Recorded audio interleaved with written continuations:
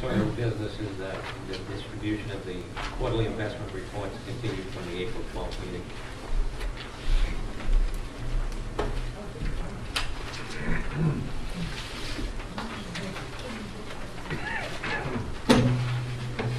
I think I was the person that asked that these reports be carried over to this meeting, and I'd like to just, so that the council can follow, two for you, one for Mr. Neal.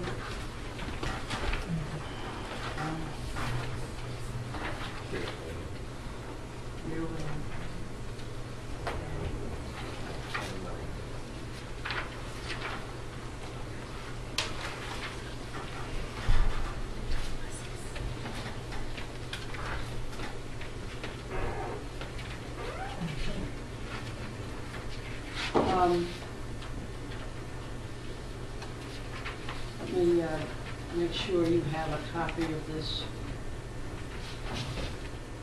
Mr. DiMattia.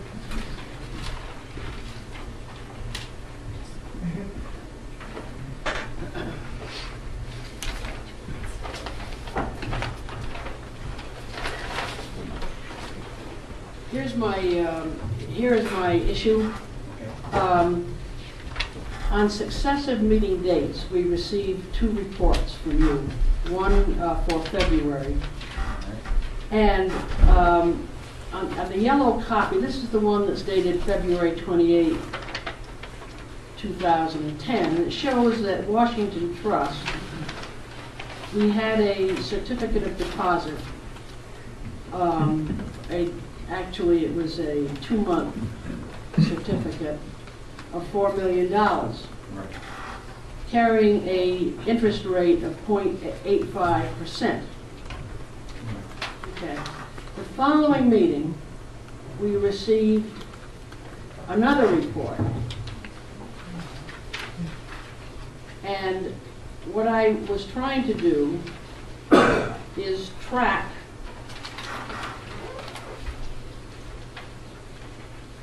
the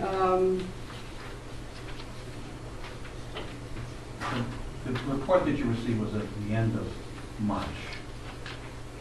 It was a different time frame. Well, no, I understand. Okay. I understand that.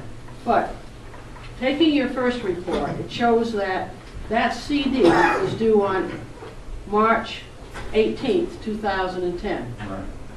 Okay, so I look at the next report that followed 2 weeks later, and I say, okay, what happened to the March 18th CD?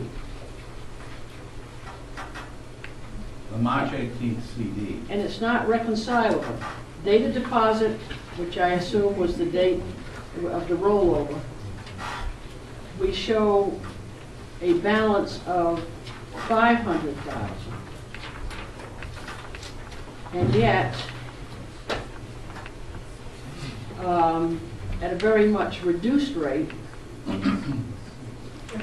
So my question was, what happened to that Washington Trust initial CD? The initial CD came term. Washington Trust. Hold on. It came to term, according to your records, on 3/18. Right. And then it was reinvested at the current ongoing rate. And the current ongoing rate is on the new report, which now is at 0.65. So the actual reality, the rates are dropping. And then what happened was... Stop. Okay. Because if you, that shows that it was dated deposit of 2/15. So are you saying that you called it early to get a lower rate? No. Then it went, if that's the same. What happens is, with Washington Trust, there is, even though you are committing for 60 days, they only go out 30 days in reality. So they go out twice. They go out once for 30 days, and you get your interest, and then they go out another 30 days. So it's 2 months of a jump, so to speak. but you're frozen in on the rate that you agreed to for the 60-day period. So the interest is not credited until the 30 days have expired. Wait a minute. Can I Yes.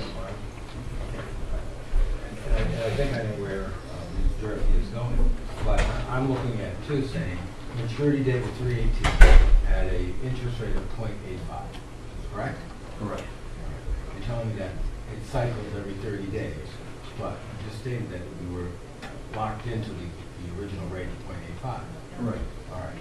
Then on the March 31st, you're telling me that it was the date of deposit was changed or reissued, quote unquote, on 2/15 Correct.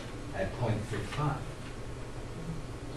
Right. So why would we lose interest if you're telling me that even though they go out every 30 days, if we were locked in at 0.85?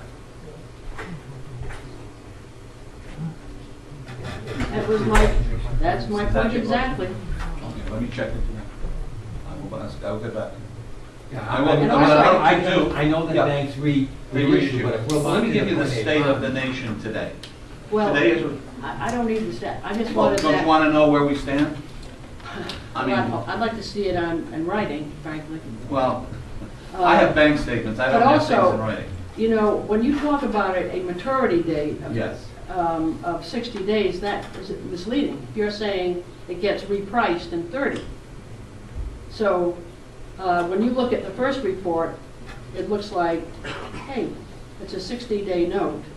We never use that $4 million for a period of time. You probably could go out farther and get a better rate.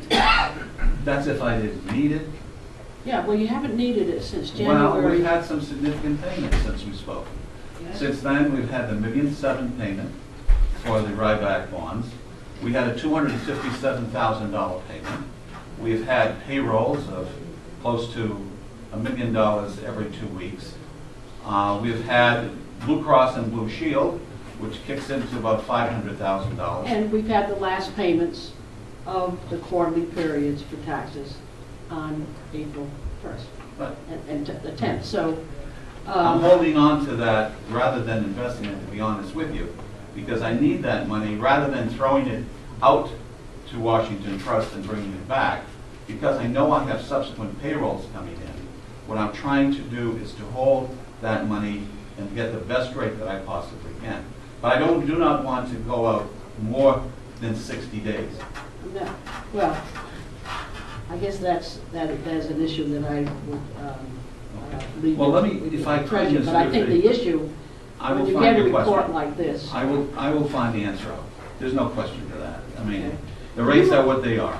But as we stand here tonight, we have $7,852 sitting in the money market at Washington Trust, earning 0.40%.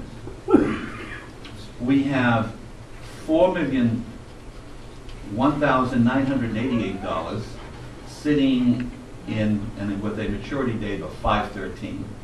That's a CD, and that's sitting at 0.65.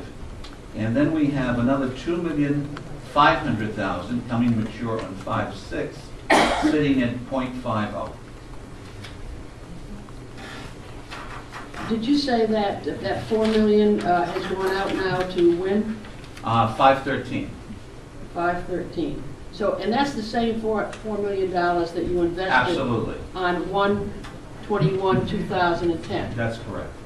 See, that is a point that I just, you invested it for 60 days, and really, you've invested it and rolled it over for 5 months. There's a better rate attached to a 5-month than a 30-day repriced every 30 days. I don't